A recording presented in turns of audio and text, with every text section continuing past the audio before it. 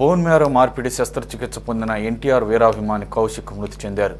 ఏడాదిగా bone marrow మార్పిడికి చికిత్స అందుకున్న కౌశిక్ బెంగళూరు ఆసుపత్రి నుంచి చెన్నైలోని ఓ ప్రైవేట్ ఆసుపత్రిలో చికిత్స పొందుతూ వచ్చారు. జూనియర్ ఎన్టీఆర్, టీటీడీ అలాగే రాష్ట్ర ప్రభుత్వ సహకారంతో బోన్ మ్యారో మార్పిడి చేయించుకున్నారు. అందరిలా స్నేహితులతో సరదాగా గడపాలి, జూనియర్ ఎన్టీఆర్ను నేరుగా కలవాలని అనుకున్నాడు. అంతలోనే కౌశిక్ అమర్చిన బోన్ మ్యారో ఫెయిల్యూర్ కావడంతో తుది శ్వాస విడిచాడు. కౌశిక్ మరణం కుటుంబ సభ్యుల్లోనూ, ఎన్టీఆర్ అభిమానుల్లోనూ, అతని స్నేహితులను తీవ్ర శోకాన్ని నింపింది. వరకు పోయేసి వెనక్కి రండి అని చెప్పాను. భయపడినప్పుడల్లా మాట నీకేం కాదు, మీ అమ్మ నాన్న ఆశీస్సులు ఉన్నాయి. అమ్మా నమస్కారం. చూడండి ఎట్టున్నాడు, చూడండి మీ అబ్బాయి ఎంత ధైర్యం ఉన్నాడు, చూడండి. మీరు అట్లాగే ఉండాలి ధైర్యంగా. మీరు నవ్వుతూ ఉంటే తనకు కూడా కొన్నంత బలం వస్తుంది. ఈ ఒక మాట చాలా నాకు ఖచ్చితంగా మాట్లాడతాను. Okay okay.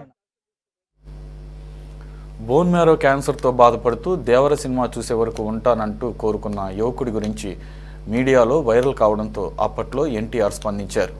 బెంగళూరులో చికిత్స పొందుతున్న సమయంలో ఎన్టీఆర్ నేరుగా వీడియో కాల్ చేసి నువ్వు బాగుంటావు, వైద్యం చేసుకో, వైద్య ఖర్చులు తాను చూసుకుంటానని ధైర్యం కల్పించారు. అతని తండ్రి టీటీడీలో కాంట్రాక్ట్ డ్రైవర్ కావడంతో టీటీడీ ఉద్యోగులు, దాతలు వివిధ రూపంలో సహాయం చేశారు. ట్రీట్మెంట్ పూర్తయింది. చెన్నై ఆసుపత్రి నుంచి డిశ్చార్జ్ చేసే సమయంలో డబ్బులు లేకపోవడంతో ఎన్టీఆర్ సిబ్బంది, అభిమాన సంఘం సభ్యులు ఆసుపత్రి బిల్లు కట్టి కౌశిక్ను డిశ్చార్జ్ చేసి ఇంటికి పంపారు. 3 నెలల పాటు మెడికల్ అబ్జర్వేషన్ అవసరమని చెప్పారు. అయితే 3 నెలలు కాకముందే చనిపోవడంతో ఆ కుటుంబం కన్నీరు మున్నీరు అవుతోంది.